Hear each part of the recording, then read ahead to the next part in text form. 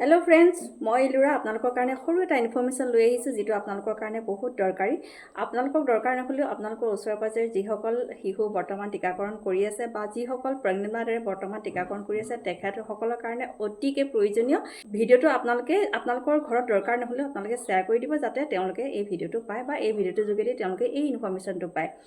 ইনফৰমেশ্যনটো হ'ল যেতিয়া বেজী দিবলৈ এটা শিশুক টীকাকৰণ কৰিবৰ কাৰণে ছাব চেণ্টাৰলৈ বা হস্পিটেললৈ লৈ যোৱা হয় তেতিয়া আপোনালোকে লগত এটা আইডেণ্টিটি প্ৰুফ মানে আধাৰ কাৰ্ড হওক বা পেন কাৰ্ড হওক বা ভোটাৰ আইডি হওক বা ৰেচন কাৰ্ড হওক বা যিকোনো আইডেণ্টিটি এটা প্ৰুফ লগত লৈ যাবলৈ নাপাহৰিব আৰু লগতে মোবাইল নাম্বাৰ এটা বা মোবাইলটো লগত লৈ যাবলৈ নাপাহৰিব।